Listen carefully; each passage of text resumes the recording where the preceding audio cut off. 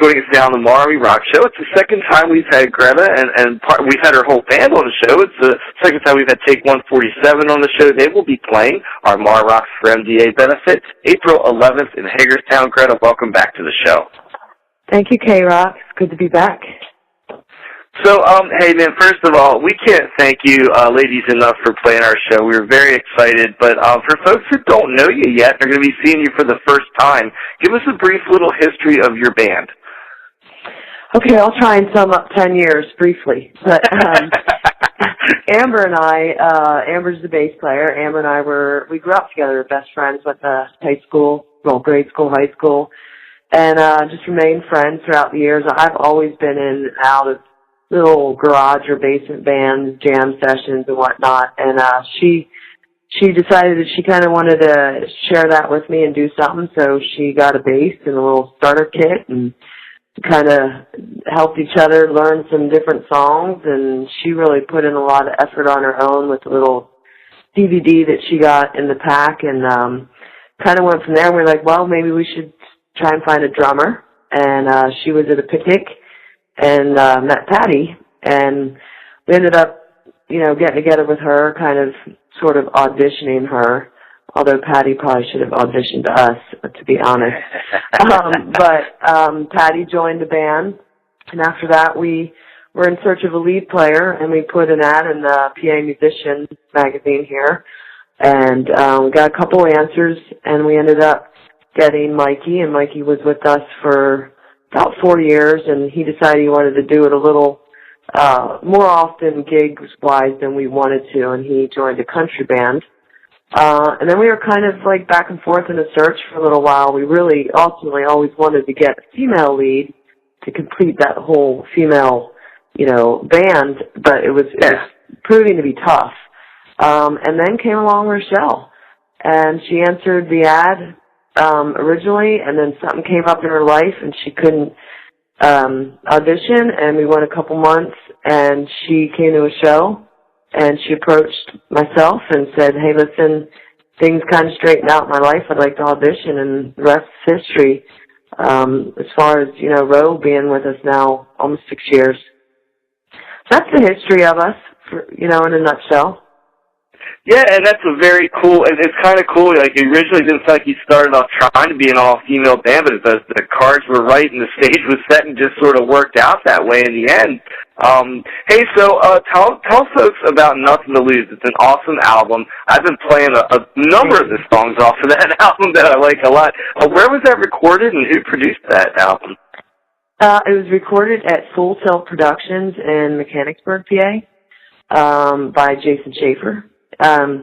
Really, it was a group effort on the production, himself and all four of us girls. It was something that we were pretty passionate about, that we wanted to be in control of what our music came out, but we also weren't, stuck on being so, we took his advice, and he really had some great advice. He's a great musician himself, and this being our first time in the studio, we were very much students. But it was a group effort all around. Everybody had a little say and stuff, and it really just came together great. Couldn't have asked for a better product. Now, we're going to talk in a second about MARR Rocks, but do you still have like hard copies of Nothing to Lose? Can people buy that at shows, or is it just out digitally online right now? Oh no, yeah, we still have some hard copies.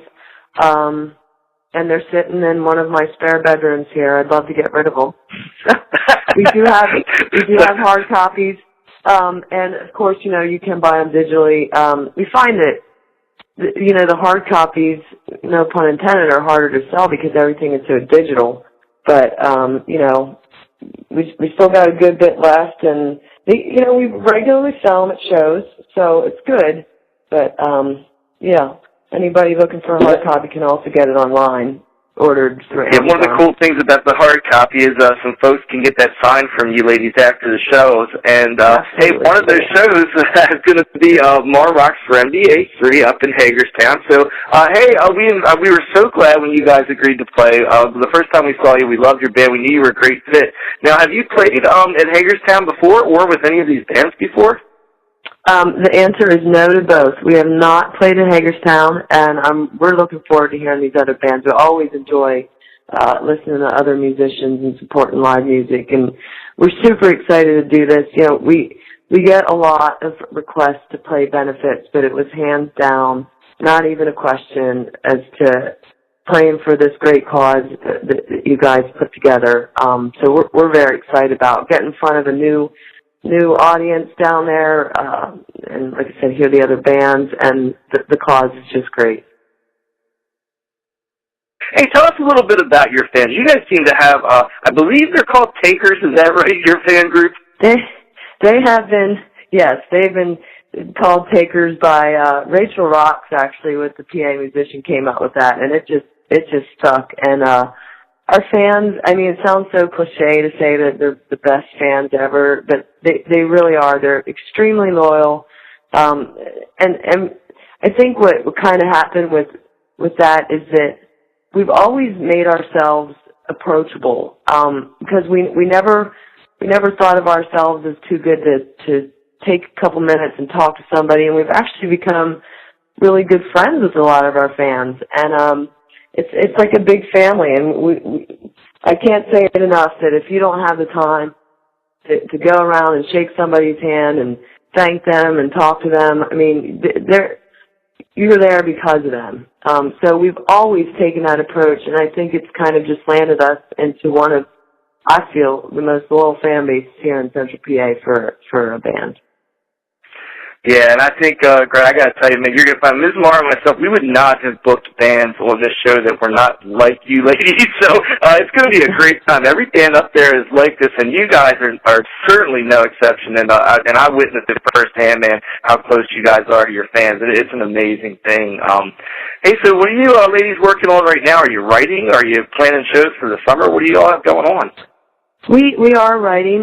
We took our little band retreat a couple months ago in January. This time we actually went down to West Virginia, and we rented a cabin. It's just the four of us, and we actually walked away with three solid good starts on songs. Three songs, solid starts on them. We haven't really gotten an opportunity to get back to the drawing board with them because we've been kind of busy with the gig season, but we are planning to take the summer off, unless we have something really huge like Joan Jett. I'm going to say Joan Jett, because we've been always, that would be our dream to open for her or something. But we're taking the summer off. We're going to possibly work on a music video, and we're going to revamp our set list. Some of them bring new covers in, and actually, bring those other originals back, work on them, getting them tightened up to start off our fall season. So you knew I was going to ask you this because I asked you last time about the influence of Joan Jett. You can't help but notice it a little bit in your music. And for folks who don't know, you may even look a little bit like Jett physically, maybe. So tell people about that influence of Joan Jett on you, lady. Well, I personally would have never thought that. I mean, although I grew up listening to Joan Jett, and I have mad respect for that woman. She is just a rock goddess. People would say that to me. I'm like, really? Well, I guess I kind of do have that, lower range of voice and a little gruffness to it. And then I actually didn't start out. I used to color my hair, God, I can't believe I'm saying that, blonde, and I actually went to my natural color. And when I went to my natural color, which is pretty dark, that's when I really got people come up and say to me, you look like Joan Jett. You sound like Joan Jett. And I will take that every day a week. That if I can be compared to somebody like her, I get speechless even thinking about a comparison to somebody like her. But yeah, I get it a lot. My nickname is Gretta Jett.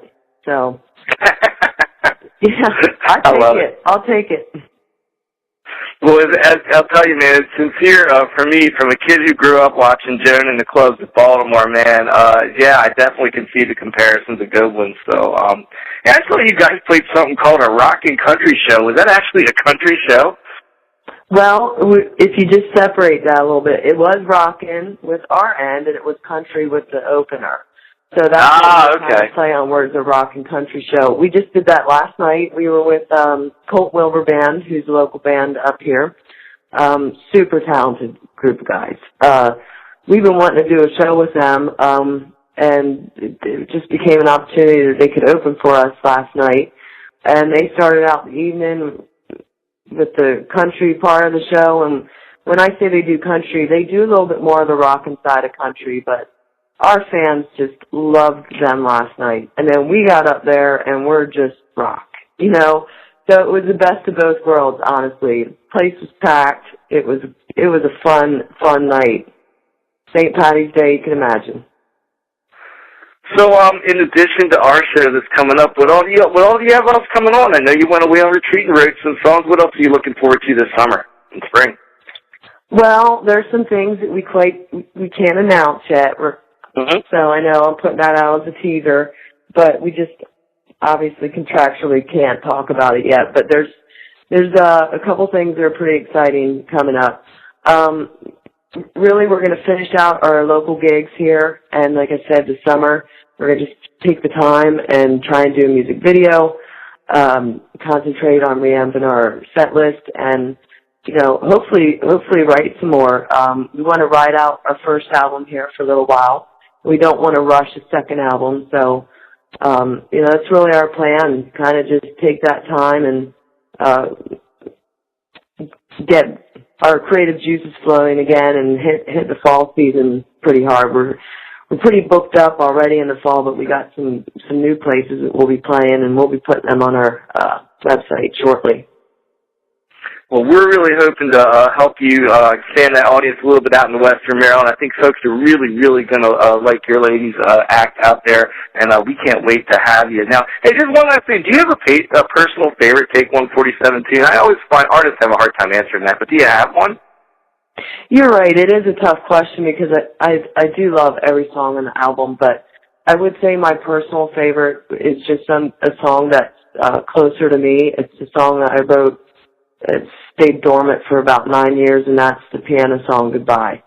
It was a time in my life where there was a lot of stuff just going on. It was just really screwed up, and I sat down and I wrote this. I'm not a piano player, but I, you know, went through it enough that, you know, managed to get through it enough that I wrote this song, and people were telling me for years, you've got to do something with the song. And then when I brought it to the girls, what they did with it, and even Jason Schaefer at Full Tilt, what he helped, you know, add to it and produce, it became more what I've ever thought it would be, and so that would be my personal favorite. We can find that tune on the album Nothing to Lose. The band is Take 147 out of Harrisburg. They will be joining us at MARR Rocks for MDA3, Hagerstown, Maryland, April 11th. And Gretta, once again, on behalf of Ms. Marmas, I'll just thank you on behalf of the MDA as well for doing this for us. We can't express our thanks enough. Well, thank you. And what you guys do for the indie scene is just incredible. So anything that we can do for you guys to pay it forward, you got it. Hey, Gretta from Take 147, everybody. Gretta, have a great night, and we'll see you April 11th. You too.